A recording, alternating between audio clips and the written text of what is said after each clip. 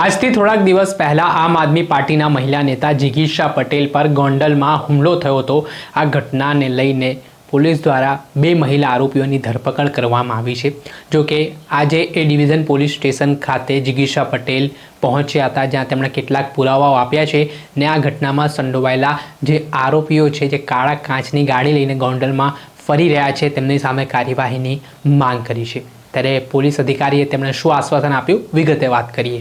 વૈષ્ણવજન તો તેને કહીએ જે પીડ પરાઈ જાનાને રે।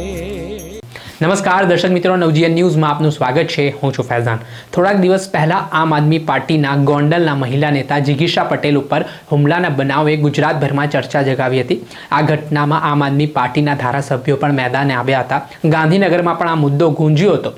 આ ઘટના લઈને પાટીદાર સમાજના અગ્રણીઓની પણ પ્રતિક્રિયા સામે આવી હતી, જે બાદ ગોંડલ પોલીસ હરકતમાં આવી હતી ને જિગીશા પટેલે જે ફરિયાદ આપી તે મુજબ ફરિયાદ ન થઈ હોય તેવા આરોપો સામે આવી રહ્યા છે ને આના સંદર્ભમાં આજે જિગીશા Patel Gondal A division police station પહોંચ્યા હતા, જ્યાં તેમણે આ જે આરોપીઓ છે તેમની સામે અલગ અલગ જે કલમો દર્શાવી છે તે કલમો મુજબ ગુનો નોંધવાની માંગ કરી છે।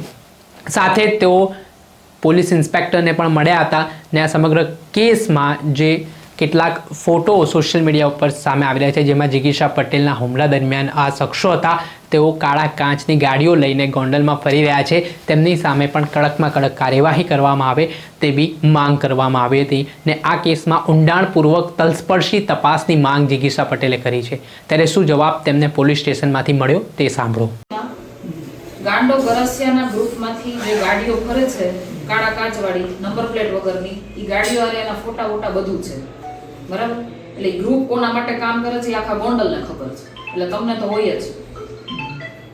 મારા કહેવાનું એટલું છે કે હમણાં થોડાક ટાઈમ પહેલા એ ગોંડલ પોલીસે ડ્રાઈવ ચલાવી, કોઈની ગાડી કોઈ સ્કોર્પિયો હોય કે થાર હોય કે ફોર્ચ્યુનર હોય ને ઘેરે પડી હતી ને તો ન્યાય જોવા જતા હતા કે કાળા કાચ છે કે નથી, આખું એક લિસ્ટ આવ્યું હતું।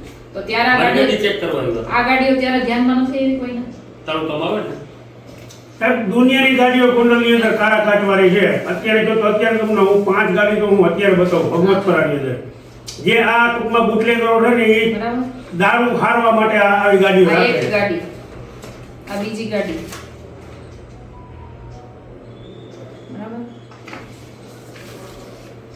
આ છોકરો એનો મોબાઈલ જોઈ લ્યો હાથમાં બેયમાં, એ જ મોબાઈલથી આ વિડિયો ઉતારતો હતો, કોને મોકલવા હાટ ઉતારતો હતો। આ જેના માટે કામ કરે છે એની જિંદગી બગડી જાય તો પછી રોવાના રોકાય નહીં આ વાળા કોઈ। અને હજી હું તમને કહું, આની આરે એક અજીત ઝાલા કરીને છે, આજનું સ્ટેટસ એમ છે, એને સ્ટેટસમાં ગાંજાના ફોટા મૂક્યા છે વિડિયો સાથે, તમને એ હમણાં બતાવું તો પોલીસ તંત્ર શું કરે છે? પોલીસ સાહેબ આટલી બધી દબાણમાં શું કામ ગોંડલમાં કામ કરી રહી છે? આ બધું ખુલ્લેઆમ ચાલુ છે। આ એસપીઆઈ પૈસા કમાવા એસપીને કઈ કડક થાવ ને। આ ત્રીજી ગાડી નંબર પ્લેટ વગરની કાળા કાચ સાથે, ઈ છોકરાની જે વિડિયો ઉતારતો હતો લાલ ટોપી સાથે, બરાબર? અને આના તમામ વિડિયો ગણેશ ગોંડલના સમર્થનમાં એ લોકોએ હું કર્યું છે, હું કરે છે ને તમામ વિડિયો પણ પુરાવા સાથે મીડિયાના માધ્યમથી પણ લોકોને બતાવીશ ને તમને આપીશ। સત્તાધારી લોકો આને બચાવે, આ લોકો જે ટુકડી ગાણે એને બચાવે, એકાબીજાનું ગઠબંધન છે સાહેબ આમાં। એટલે કંઈક લો એન્ડ ઓર્ડર જેવું કંઈક થાપું સારા લોકોને નુકસાન થાય છે એમાં। આની ઓસી આપી દેવાની। આપણે સાંભળ્યા હતા એ ડિવિઝન પોલીસ સ્ટેશનના પોલીસ ઇન્સ્પેક્ટર છે, તેઓ હાલ આશ્વાસન આપતા નજરે પડી રહ્યા છે।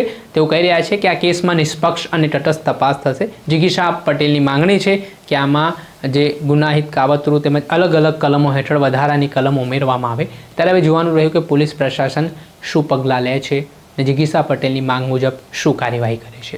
દર્શક મિત્રો, આવા જ નવા વિડીયો સાથે આપણે માહિતગાર કરતા રહીશું, એટલે નવજીવન ન્યૂઝ જોતા રહો।